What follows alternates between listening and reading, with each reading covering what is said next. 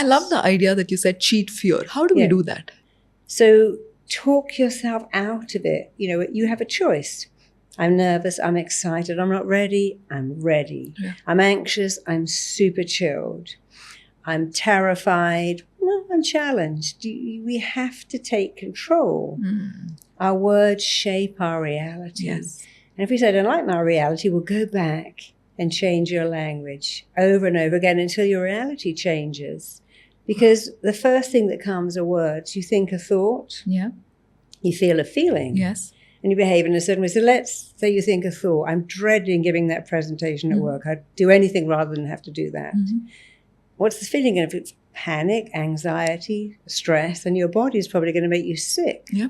Because you said, I'm dreading it. But if you go, I'm giving that presentation, it's a stroke of luck. I'm going to show my boss who I am. Yeah. And I'm excited and I'm ready. And it's a little challenging, but I'm going to do it. So you feel pretty good. Yeah. And you'll behave in a way that's different. That's true. Don't try to change the behavior or the feelings. Change the thinking that comes first. Right. Whatever you feel, there's a thought first. You see, you can't think you're scared of a dog unless you have a belief. Is everyone scared of a dog? No. Or a cat? No. Or a horse? Is everyone scared of an elevator? No. Or an aeroplane? No, of course not. People who are terrified of flying have a thought. That's a flying coffin. It's going to crash. And people who don't go, 8 hours to read a book, watch a movie, get waited on. Right. How lovely. Right. That's brilliant. So my next question is, on a conscious level, if you went out there and asked the world, how many of you would like to become really successful? I'm sure everybody is going to say yes. But why is that? Despite the fact that the information that we have at this point of time, I don't think a lot of the previous generations had access to. We have so much information, we have so much access, and we have so many evidences of this being true. Yet, why do you think so many people struggle to change?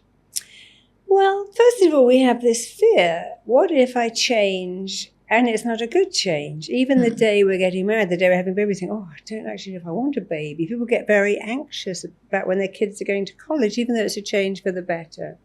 So we may think we're very modern people in a driverless taxi, going to a bank with no tellers, running everything from we think we're so modern, but we're not. We are cavemen. Right. In very modern bodies, and a caveman lived or died by one thing.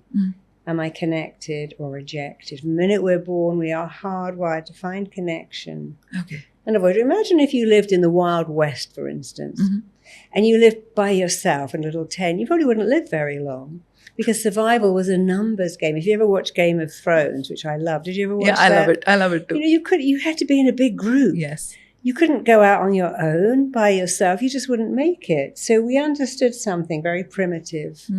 If I'm connected, I will live. And if I'm rejected, I will die. That's where the fear of rejection also comes from. Okay. And not long ago, you would die from rejection. Most cultures would practice banishment. Yes. And we marooned isolated difficult sailors. We put people in jail into solitary. Okay. So we understood. We even sent our kids to their room all night. So we understood that if you banish people, it's extreme pain.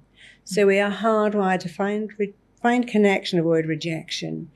And then someone says, I'm going to be famous, but what if no one likes me? I'm going to be promoted, but what if you're not my friend? I'm going to be rich, but what if I lose all my friends? I'm going to make so much money, but what if you never know who your friends are anymore? So in order to not lose out on that, they sabotage their own opportunities. Yeah. Okay. Well, yes, because the fear of rejection is powerful. Some people don't let themselves have love in case it goes wrong. So the rejection would have killed you even 100 years ago. Okay. You could have died 100 years ago from rejection. Now it doesn't. Right. But it still feels exactly like it can. Listen to those songs. I'll die if you leave me. You're the only one in the world. I can't live. That's not true. Yes. If you found love once, you've got the coding to have it again and again and again. Yes. Because you know how to share and be with someone. That's a great thing. But the belief is if you reject me, it will kill me. Because I'd rather die than be ghosted again. It would kill me to go there. If I got fired in public again, it would kill me. Right. And the brain, of course, doesn't know that that's just words. People say, I spoke in public and I said the word wrong, and everyone laughed, and I thought, I'll never put myself through that again. Okay. But we forget, but the brain never forgets because it's wired to find out what causes you pain and make sure you avoid it for the rest of your life, which is why so many people can't speak in public, can't let love in. Okay. Because it's the fear, you know, our greatest fear is not the fear of speaking in public, it's we're being rejected when we speak in public. Oh, wow. So we have all of these fears. So Fear of being most of our dumped. fears are connected to fear of rejection because that feels all like of them. death to us. All of them are connected to the fear That's of crazy. rejection. That's crazy. But here's the thing. Mm-hmm.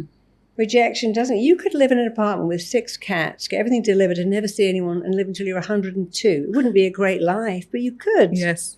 What would kill you doesn't kill you. In fact, we've set up a world now